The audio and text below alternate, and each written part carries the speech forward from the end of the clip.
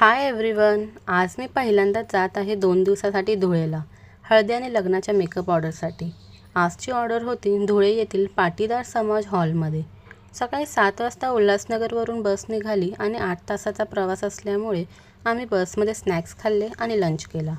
थोडीफार मजा मस्ती करत आणि बाहेरचा सुंदर व्ह्यू बघत धुळेचा प्रवास सुरू झाला. खानदेशी वेडिंग असल्यामुळे नवरदेवाच्या घरच्यांनी मस्त खानदेशी गाण्यावर बसमध्येच डान्स केला.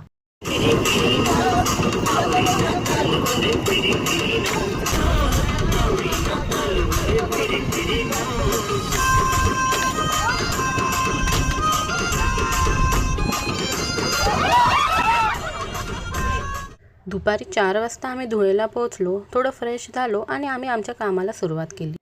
हा आहे नवरदेव दर्शनदादा आणि त्याची बहीण पश्मिनीताई. दोघांचा हळदीसाठी सिंपल मेकअप केला आणि खूप घाई झाल्यामुळे ताईची हेअरस्टाईल करण्यासाठी आम्हाला वेळच नाही मिळाला.